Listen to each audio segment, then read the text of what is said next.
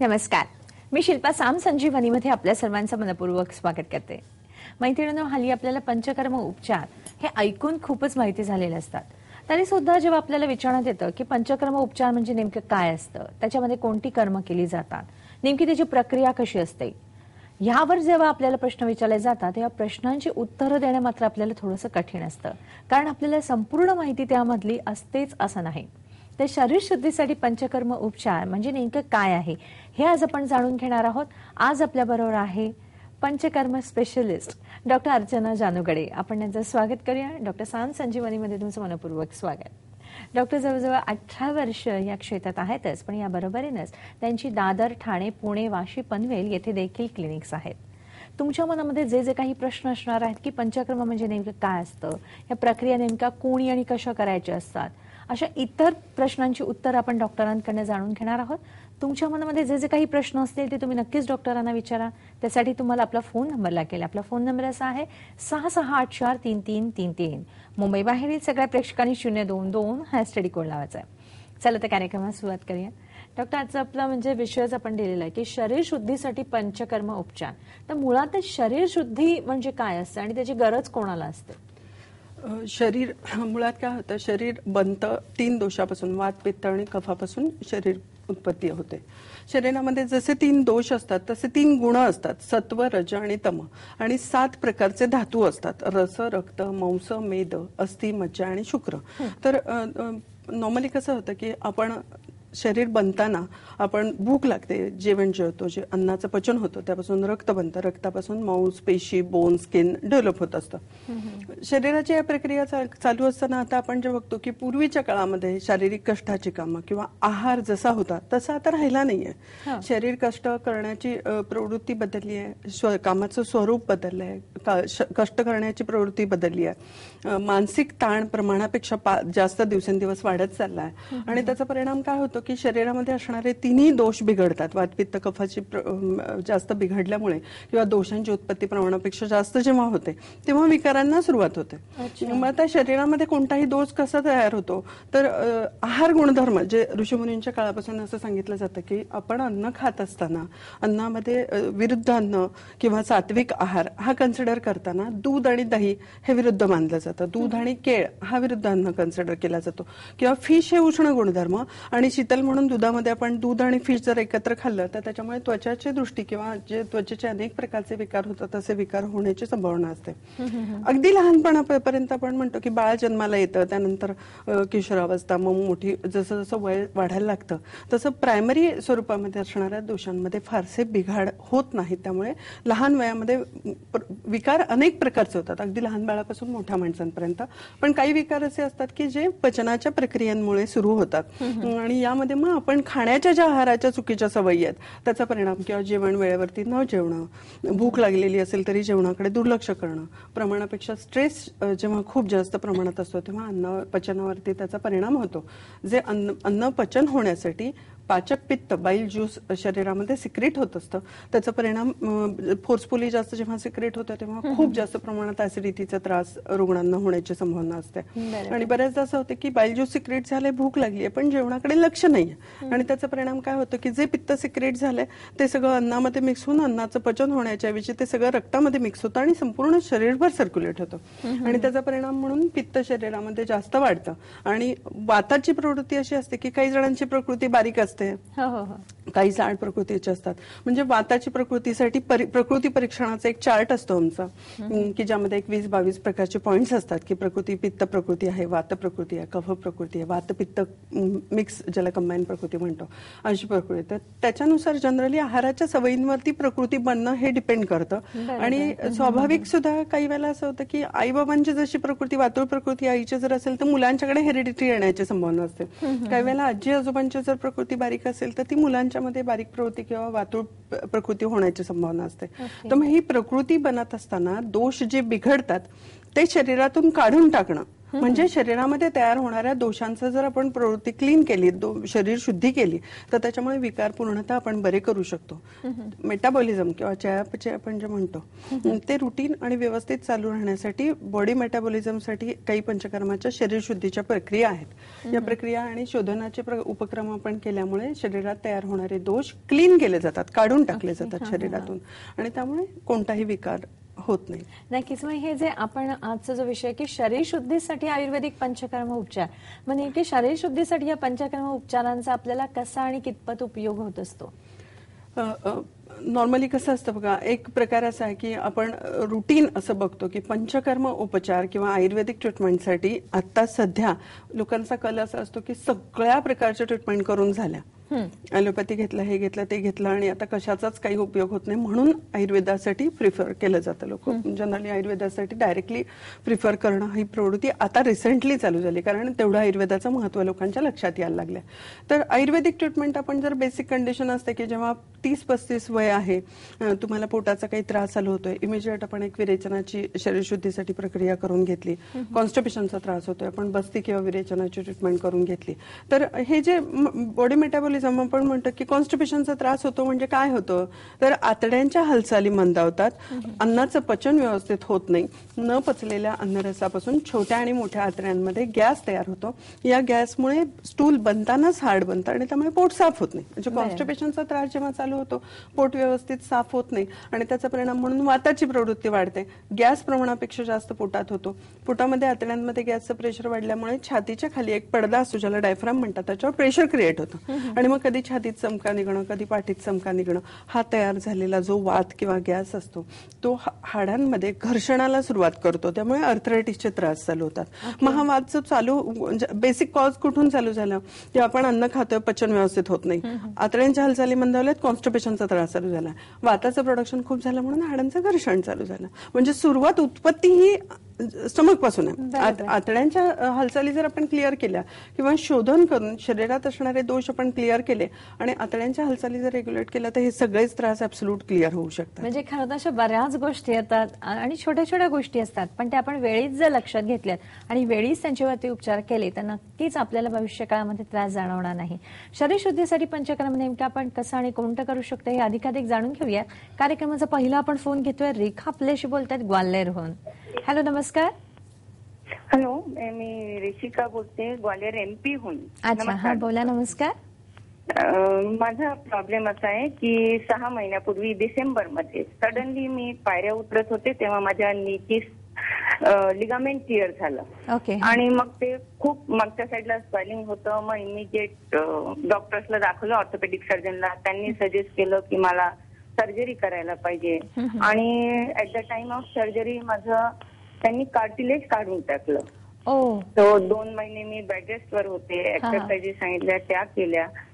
But even then आता माझा problem आहे की मला पायऱ्या मुळीच चढता उतरता येत नाही आणि सारखा पेन असतो. तर मेजर प्रॉब्लेम इज की मी पायऱ्या उतरू चढू शकू, त्याच्यासाठी मला काय करायला पाहिजे? ठीक आहे, काय सांगाल? मुळात त्यांचं जेव्हा आपण गुडघ्यामध्ये लिगामेंट असतात, गुडघा नी जॉईंट बनतो कसा, तर वरती 1 बोन, खाली 2 बोन, आजूबाजूला एक कॅव्हिटी सारखा भाग असतो आणि ज्याच्यामध्ये कॅप्सूलच्या पार्टमध्ये एक लिक्विड असतं, ज्याला सॅन्युअल फ्लुइड म्हणतात. नी जॉईंटच्या बाजूला, दोन्ही बाजूला 2 छोटेसे लिगामेंट्स असतात. जेव्हा काहीतरी ऍक्सिडेंटल इंजुरी होते आणि लिगामेंट टेअर होतो, त्या काळात आपण आयुर्वेदिक ट्रीटमेंट काही करू शकत नाही, कारण टेअर होऊन किंवा तुटलेला जो लिगामेंट आहे तो आपण आयुर्वेदाने जोडू शकत नाही. माझ्या काळामध्ये स्कोपी, ऑर्थोस्कोपीज करून तो लिगामेंट जे टेअर झालेलं असतं ते रिपेअर केलं जातं. पण त्यांनी सांगितलं कार्टिलेज काढून टाकलं. तसं कार्टिलेज काढता येत नाही ऑर्थोपेडिक्स कोणत्याही सर्जनना. जरी त्यांची सर्जरी झाली असेल तरी मसल्स जे स्टिफ झालेले असतात, त्या स्टिफनेसमुळे त्यांना पाय फोल्ड करणं ही मुवमेंट इझी होत नसेल असं असू शकतं. तर याला अगदी मला वाटत नाही असं की कायमस्वरूपी त्यांचा नी स्टिफ होईल. आणि सर्जरी जरी झाली असेल तरी वाताची प्रवृत्ती असेल तर आपण पंचकर्माची थोडी मदत घेतली तर सर्जरीनंतर 3 महिन्याच्या टाइम पिरियड नंतर आपण थोडी पंचकर्माची जर मदत घेतली तर त्यामुळे लोकल लोकल जो स्टिफनेस आहे तो त्यांचा रिलीज होऊ शकतो. इन केस जर मोबिलायझेशन इझी नसेल तर बस्तीमध्ये काही प्रक्रिया आपण केल्या जातात. या बस्तींचे सेशन साधारण 10 दिवस 20 दिवस अशा कोर्सेस असतात की जे जॉईंट मोबिलाइज होण्यासाठी म्हणून काही वातनाशक वनस्पतींच्या अर्कांचे तेलांचे बस्ती दिले जातात. हे केले तर जॉईंट मोबिलायझेशन इझी होऊ शकतं. तर सगळ्यात महत्वाचा पार्ट की MRI एक्सरेचे रिपोर्ट जर लिगामेंट तयार असेल, स्कोपी केली असेल तर ते पण रिपोर्ट जर घेऊन आताची कंडिशन आपण सध्या रिसेंट जरी कार्टिलेज टेअर असेल कुठे का मिनिस्कॅले टेअर असेल कुठे तर तो पण आपल्याला चेक करता येऊ शकतो. पण मला असं वाटतं इन्व्हेस्टिगेशनची खूप मोठी गरज आहे. एकदा पूर्ण आपण पेपर चेक करून त्याच्यानुसार जर पंचकर्माची मदत घेतली तर त्याला हेल्प आपण डेफिनेटली करू शकतो. डॉक्टरांकडे आपण बरीच माहिती करून घेणार आहोत, पण घेतोय छोटासा ब्रेक.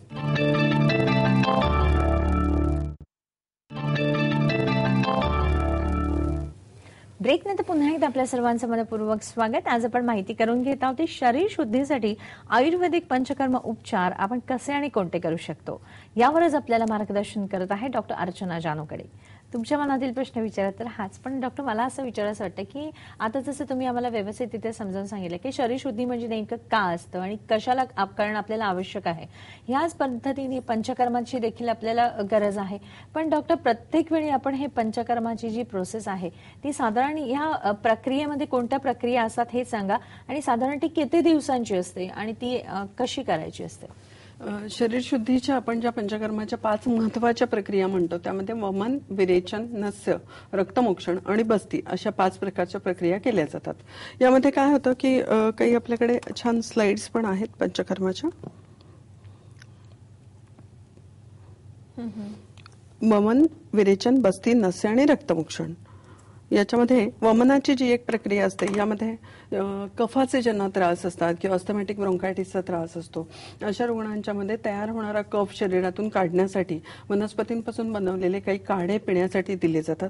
आणि त्यामुळे काही वनस्पतींचं चूर्ण दिली जातात चाटण की ज्यामुळे सगळे शरीरात असणारे दोष एकवटून एकत्रित येतात. आणि त्यानंतर काही टॅबलेट दिल्या किंवा चूर्ण चाटण दिलं की उलटी होते आणि त्याच्यातून तो सगळा कफ शरीरातून निघून जातो. वमनामध्ये सगळ्या आयुर्वेदिक काढे, फांट किंवा घरगुती सुद्धा वमनाच्या काही प्रक्रिया आपल्याला करता येतात. तर त्यामध्ये सद्यो वमन म्हणून एक प्रक्रिया आहे की ज्यामध्ये घरगुती आपण काही वनस्पतींचे फांट तयार करून ते जर तुम्ही 1-2 ग्लास 4 ग्लास पाणी पिलं आणि उलटी बोट घालून जस्ट वॉमिट केलं तर शरीरात असणारा कफ पूर्ण निघून जाऊ शकतो. मग त्याला जे आपण सार्वदैहिक तूप प्यायला देऊन जे चाटण देतो आणि त्याच्यामुळे सगळा कफ निघून जातो, ती ट्रीटमेंट क्लिनिकलच करावी लागते. ज्याला सघृत वमन आपण ज्याला म्हणतो ते क्लिनिकलीच कंपल्सरी करावं लागतं. आता इथे एक डायग्राम अशी दाखवली आहे की आपण अन्न खाल्ल्यानंतर स्टमकचा हा पार्ट जो आहे याच्यामध्ये जो काढा प्यायला दिला जातो त्याने कफ शरीरातून निघून जातो उलटीच्या स्वरूपात. पित्त लिव्हरमध्ये पित्ताची पिशवी आणि हे पित्त जे सिक्रेट होतं तो स्टमकचा पार्ट आणि छोट्या आणि मोठ्या आतड्यांमध्ये जातं. पित्त सिक्रेट झाल्यानंतर ह्या ऍसिड प्रमाणापेक्षा जास्त सिक्रेट झाल्यामुळे ऍसिडिटीचा प्रमाणापेक्षा जास्त त्रास जेव्हा रुग्णांना होतो, जळजळ होणं, आंबट गुळणा येणं, मळमळ होणं किंवा छातीमध्ये भयंकर दुखणं, पाठीमध्ये त्याच पॉइंटवरती दुखणं, अशा विकारांना किंवा त्वचा विकार प्रमाणापेक्षा जास्त ज्यांना असतात, बऱ्याचदा काय होतं की अन्नाचं पचन व्यवस्थित होत नाही. न पचलेला अन्नरस पोटाच्या आतड्यांमध्ये शिल्लक राहतो, सडून फर्मेंटेशनने त्याचे टॉक्झिन्स बनतात आणि ही जी विषारी द्रव्य असतात ती रक्तात मिक्स होतात आणि स्किन मधून बाहेर पडतात. त्यामुळे असंख्य प्रकारचे त्वचा विकार होतात. तर हे जे प्रमाणापेक्षा जास्त विषारी द्रव्य शरीरामध्ये तयार होतात ती क्लीन करणं, काढून टाकणं, जेणेकरून रक्तात मिक्स होऊन स्किन मधून बाहेर पडणं ही प्रक्रिया कंट्रोलमध्ये आली पाहिजे. आणि त्यासाठी म्हणून शरीर शुद्धीमध्ये जी प्रक्रिया करतात त्यात एक विरेचन नावाची ट्रीटमेंट आहे ज्यामध्ये हा स्टमकचा पार्ट क्लिअर केला जातो. औषधी वनस्पतींपासून बनवलेली तुपं दुधात टाकून प्यायला दिली जातात. या तुपामध्ये ज्या वनस्पती असतात त्याने स्टमकला चिकटलेला जो स्टिकी पार्ट आहे तो एकवटून एकत्रित येतो. शेवटचे 2 दिवस स्नेहस्वेदन साठी क्लिनिकल ट्रीटमेंटसाठी बोलवतात. त्यानंतर मुगाची पासून केलेला भात, मूग डाळीचा भात आणि आंबट दही खायला दिलं जातं ज्याने पित्ताचा उद्रेक होतो. आणि मग 2 गोळ्या दिल्या जातात ज्याने 8 ते 10 वेळा लूज मोशन होतात, पोट खळखळून क्लीन होऊन जातं.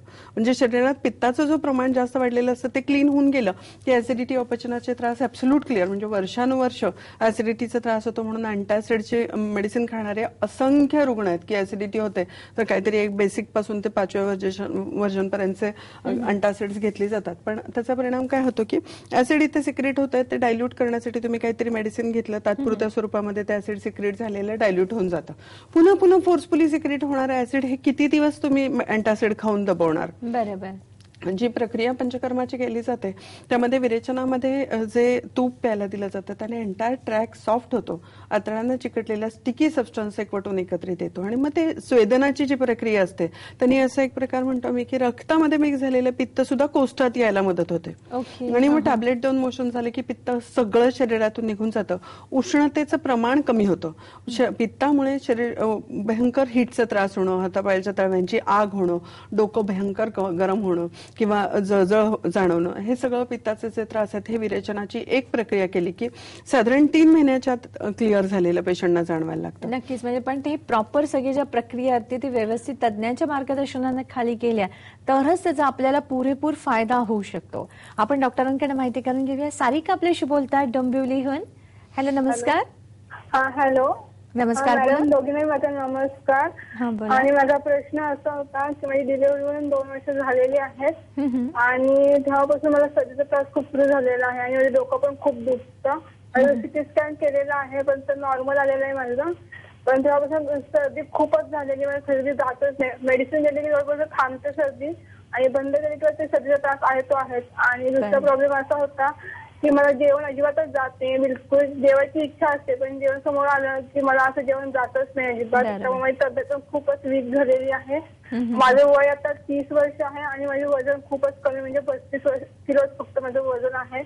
तर मला असा उपाय पाहिजे की माझं वजन पण वाढेल आणि तब्येत पण व्यवस्थित होईल आणि सगळं म्हणजे जो मला प्रॉब्लेम आहे तो पूर्ण म्हणजे मला बरं होईल असं. नक्कीच नक्कीच. काय डॉक्टर ह्या करू शकतात? सगळ्यात महत्वाची गोष्ट की त्यांचं वजन 35 किलो आहे, वयाच्या 30व्या वर्षी वजन 35 किलो हे असल्यामुळे शरीराची रोगप्रतिकार शक्ती त्यांची अगदी वीक असणार आहे आणि जनरली सर्दी आणि सायनसेसचे त्रास ज्यांना होतात त्यांची शरीराची रोगप्रतिकार शक्ती वीक असते आणि त्यामुळे शरीरामध्ये वारंवार जरा थंड पाणी पिलं शिंकांना सुरुवात, जरा दही खाल्लं, आंबट दही खाल्लं, शिंका येणार, सर्दी होणार, डोकं दुखणार, डोकं गच्च होणार. पाण्याने अंघोळ, डोक्यावरून थंड पाण्याने अंघोळ केली, अगर तुम्ही गरम पाण्याने अंघोळ केली तरी पण बाहेर आल्यानंतर कंटिन्युअस शिंकांना सुरुवात होते, म्हणजे इतक्या शिंका होतात की बेअर करणं सुद्धा त्रासाची गोष्ट होते. तर नॉर्मल कसा कन्सेप्ट असतो की सर्दी पंचकर्माच्या या आपण ज्या 5 प्रक्रिया बघतोय त्यामध्ये वमन, विरेचन नंतर तिसरी प्रोसिजर नस्य जी प्रक्रिया आहे त्यामध्ये संपूर्ण कपाळाचा भाग, डोळ्यांची कॅव्हिटी, मॅक्झिलरी, कानाच्या वरती आणि डोक्यामध्ये संपूर्ण सायनसेसमध्ये सर्दी जी साठून राहते ती क्लीन करण्यासाठी म्हणून जी प्रक्रिया करतात त्याला नस्य म्हणतात.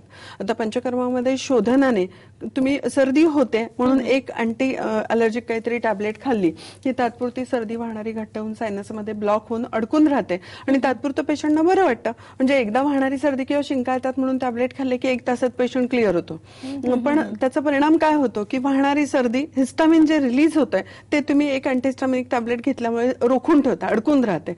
पण ते अडकून परिणाम असा होतो की सायनसमध्ये साठून राहिलेल्या सर्दीमध्ये हजारो बॅक्टेरिया तयार होतात आणि ते सायनस एरियाला सूज तयार करतात ज्याला